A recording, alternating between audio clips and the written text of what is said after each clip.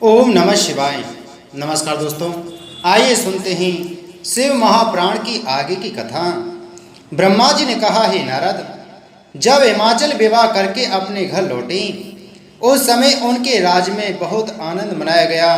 ब्राह्मणों की सेवा करके उन्हें दान दक्षिणा देकर बहुत प्रसन्न किया गया। तदुपरांत देवता तथा ऋषि मुनि आदि अपने मनोरथों की पूर्ति के लिए हिमाचल के समीप पहुँचे। हिमाचल ने सबका स्वागत सत्कार करते हुए कहा, आज मेरा अहोभाग्य है जो आप सबने यहाँ पधार कर मेरे घर को पवित्र किया है। अब आप मुझे अपना सेवक जानकर कोई आज्ञा दीजिए। हिमाचल के इन विनम्र वचनों को सुनकर देवताओं ने अत्यंत प्रसन्न होकर कहा, हे हिमाचल, हम लोग तुम्हारे पास इसलिए आए हैं कि तुम्हारे द्वारा देवताओं के कार्य की सिद्धि होगी। तुम यह तो जानते ही हो कि सती ने दक्ष के यज्ञ में अपना शरीर त्याग दिया था। अस्तु अब तुम ऐसा उपाय करो जिससे वे तुम्हारी कन्या बनकर पुनः जन्म लें। ऐसा करने से तुम्हें तो आनंद प्राप्त होगा ही, तीनों लोगों का भी कल्याण होगा। हे नारद, इस प्रकार हिमाचल को युक्ति बताने के उपरांत सब देवता भगवती जगदम्बा की शरण में गए और उनकी बहुत प्रकार से स्तुति प्रशंसा करने लगे। उस समय आदि शक्ति ने अपने पूर्ण स्वरूप को प्रकट कर उन्हें दर्शन दिया। वे भगवती श्रेष्ठ रथ पर विराजमान थीं और उनके शरीर से करोड़ों सूर्यों के समान प्रकाश निकल रहा था। जब देवता उनके तेजस्वी स्वरूप के तेज को सहन करने में असमर्थ हुए, तब भगवती जगदम्बा ने कृपा करके उन्हें ऐसी शक्ति प्रदान की जिससे वे स्थिर रह सकें। अस्तु भगवती महामाया के प्रकट होने पर देवता तथा ऋषि मुनियों ने हाथ जोड़कर उनकी प्रार्थना करते हुए कहा, हे मातेश्वरी, आप सर्वश्रेष्ठ हैं। आपकी शरण में पहुँचे हुए जीव को कभी दुख प्राप्त नहीं होता। हे जगदम्बे, हम अब आपकी शरण में आए हैं।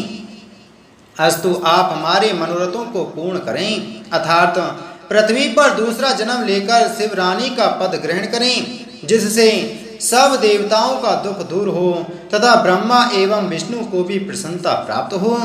इसके अतिरिक्त सनत कुमार जो भविष्यवाणी कर चुके हैं उसको पूर्ण करना भी आपका ही कार्य है। अस्तु आप हमारी इस प्रार्थना को अवश्य स्वीकार करने की प्रार्थना करें।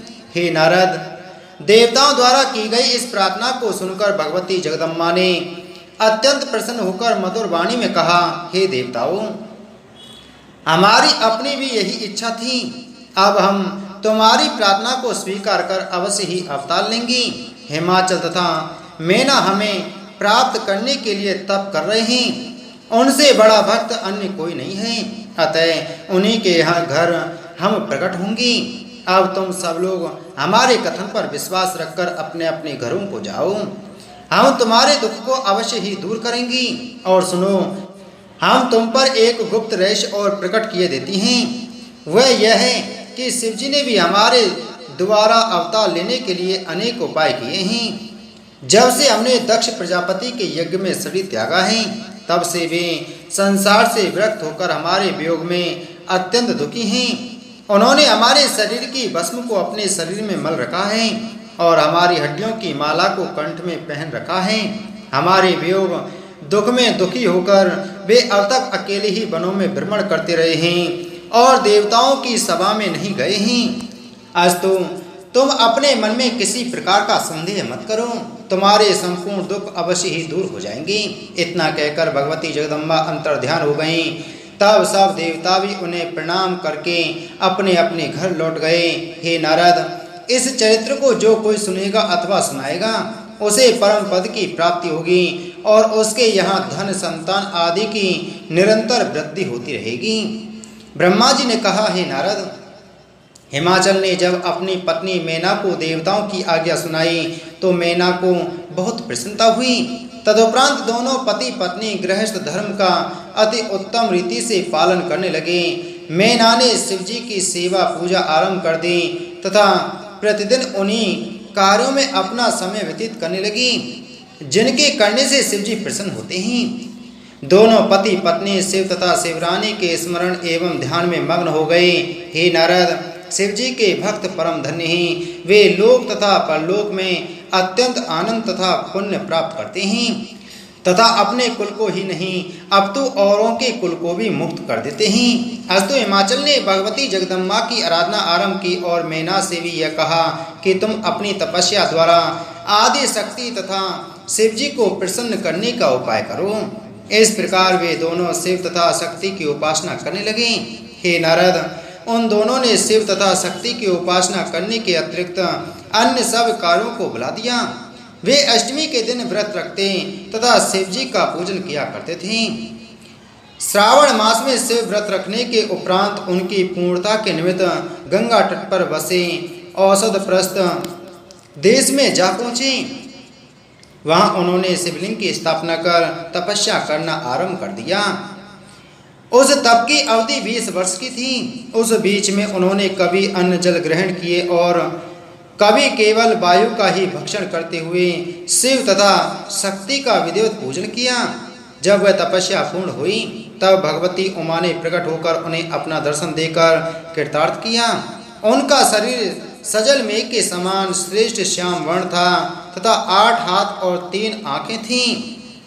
वे सब प्रकार के वस्त्राभूषणों से अलंकृत थीं। हे नारद, तब उन भगवती ने प्रसन्न होकर मैना से कहा, हे मैना, तुम अपने मनोरथ को प्रकट कर जो चाहे मांग लो। हे नारद, जब मैना ने अपने नेत्र खोलकर भगवती जगदम्बा के स्वरूप को देखा तो उसे अत्यंत प्रसन्नता हुई।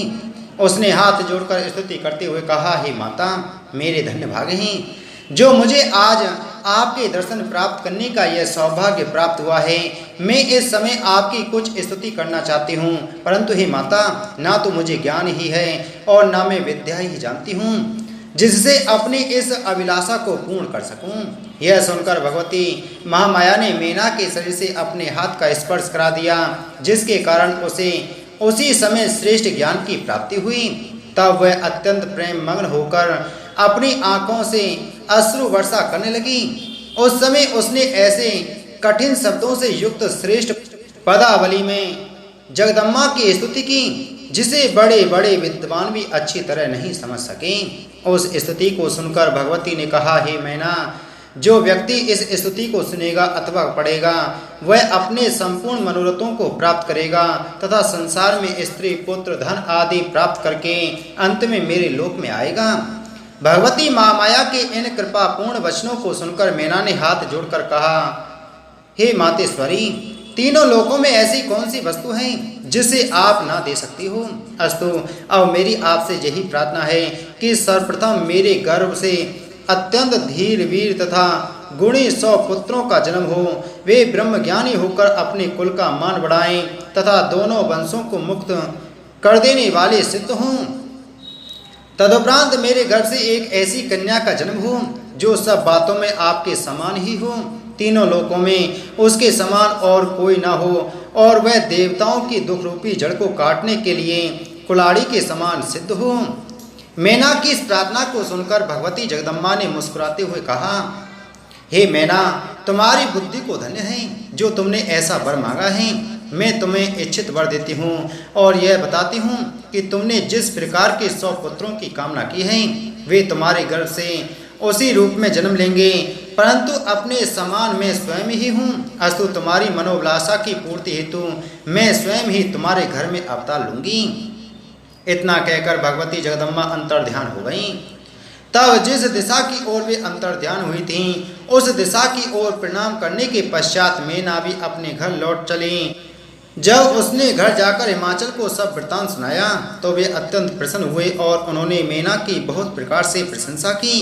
तदुपरांत हिमाचल ने इस उपलक्ष्य में एक बहुत बड़ा उत्सव मनाया। ब्रह्मा जी ने कहा, हे नारद, जिस दिन से सती ने अपने शरीर को त्यागा था उसी दिन से भगवान सदाशिव अवधूत स्वरूप धारण कर साधारण मनुष्यों के समान पत्नी वियोग से दुखी हो संसार में सब ओर भ्रमण करते रहे। वे परमहंस योगियों के समान नग्न शरीर, सर्वांग में भस्म मले हुए, मस्तक पर जटा जूट धारण किए हुए, गले में मुंडों की माला पहने हुए भ्रमण करते रहे। कुछ समय तक इस प्रकार भ्रमण करने के उपरांत वे एक पर्वत की कंदरा में जा बैठे और घोर तप करने लगे। अकेले रह जाने पर उन्होंने अनेक प्रकार के कष्ट उठाए। एक दिन वे दिगंबर वेशधारी शिवजी दारुक वन में जा पहुंचे। वहां उन्हें नग्नावस्था में देखकर मुनियों की स्त्रियां उनके सुंदर स्वरूप पर मोहित हो काम के आवेग में उनसे लिपट गईं। यह देखकर सब मुनियों ने शिवजी को श्राप दिया। उस श्राप के कारण शिवजी का लिंग उनके शरीर से पृथक होकर पृथ्वी पर गिर पड़ा और उस समय तीनों लोकों में भारी हाहाकार मच गया। इस कथा को सुनकर नारद जी ने ब्रह्मा जी से कहा, हे पिता, मैं चाहता हूँ कि आप शिवजी के चरित्र का विस्तार पूर्वक वर्णन करें। ब्रह्मा जी बोले, अच्छा सुनो। जिस समय शिवजी दिगंबर वेश में वन में भ्रमण कर रहे थे, उस समय ऋषि मुनि तो कहीं अन्यत्र गए थे, केवल उनकी स्त्रियां ही घरों में थीं। उस कठिन अवस्था में भी शिवजी का स्वरूप इतना सुंदर था कि उसे देखते ही सब ऋषि पत्नियां उन पर मोहित हो काम के वशीभूत हो गईं। वे आपस में एक दूसरे को संबोधित करती हुई बोली, हे सखी, उस स्त्री को बड़ी भाग्यवान समझना चाहिए जो इनके शरीर से जा लिपटे। इस प्रकार कहकर वे सब स्त्रियां काम के वशीभूत हो हंसती मुस्कुराती हुई शिवजी से जाकर लिपट गईं। उसी समय उनके पति भी लौटकर वहां आ पहुंचे। जब उन्होंने यह दृश्य देखा तो वे अत्यंत क्रोध में भरकर शिवजी से कहने लगे, अरे मूर्ख, नारकी, अधर्मी, पापी, अनाचारी, तू यह कैसा पाप कर रहा है?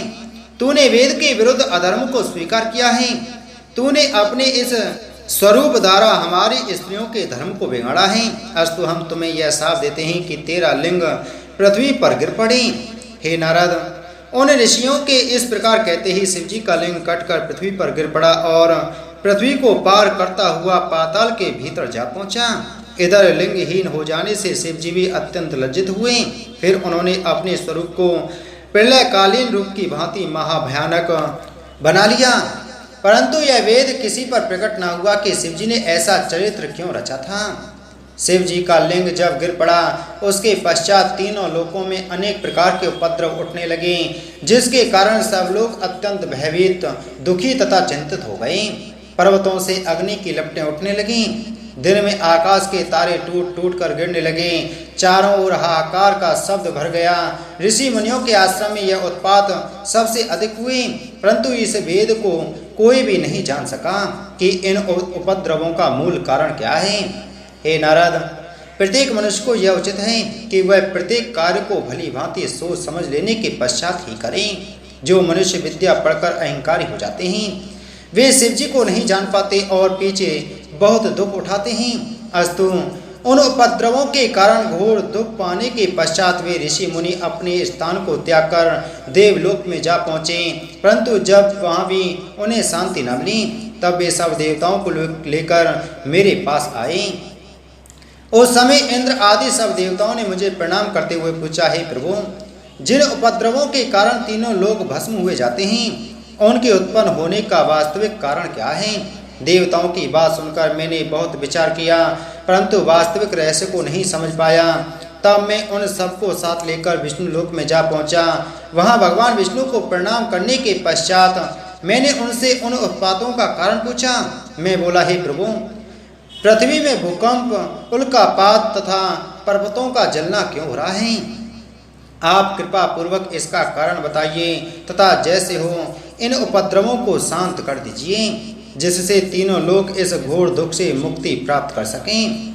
ब्रह्मा जी बोले, हे नारद, मेरी यह प्रार्थना सुनकर भगवान विष्णु ने कहा, हे ब्रह्मन, मैंने दिव्य दृष्टि द्वारा इन उत्पातों का जो कारण जाना है उसे तुमसे कहता हूँ। आश्चर्य की बात तो यह है कि बुद्धिमान लोग भी पशुओं के समान मूर्ख बन बैठे और उन्होंने निंदनीय कर्म कर डाला।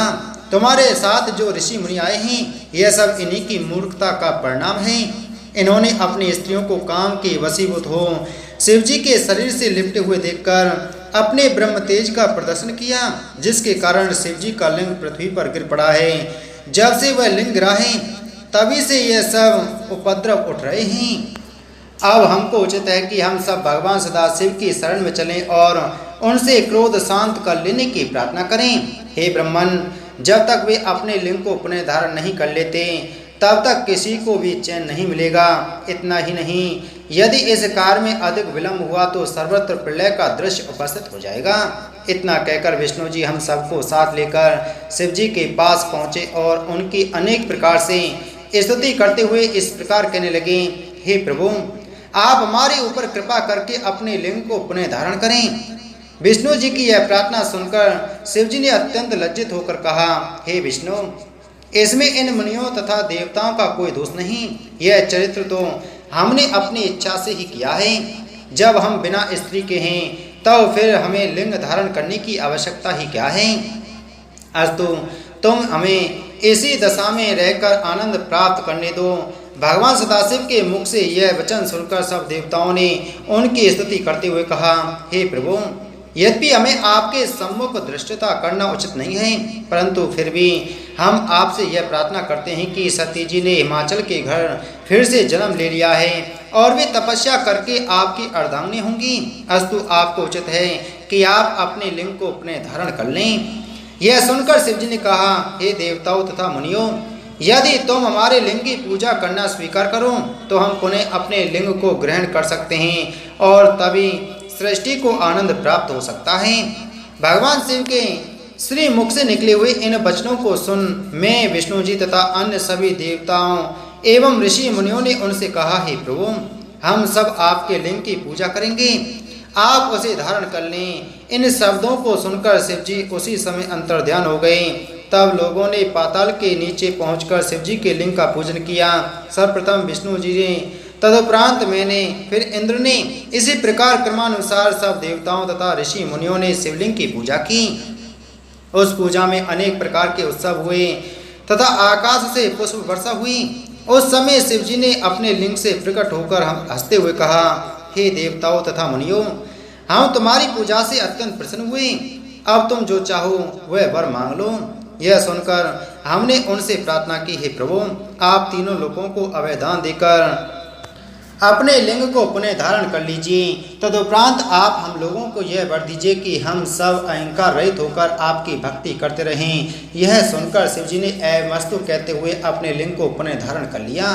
हे नारद, इस चरित्र के पश्चात मैंने तथा विष्णु जी ने एक उत्तम तथा पवित्र हीरे को लेकर शिवलिंग के समान एक मूर्ति का निर्माण किया और उस मूर्ति को उसी स्थान पर स्थापित कर दिया।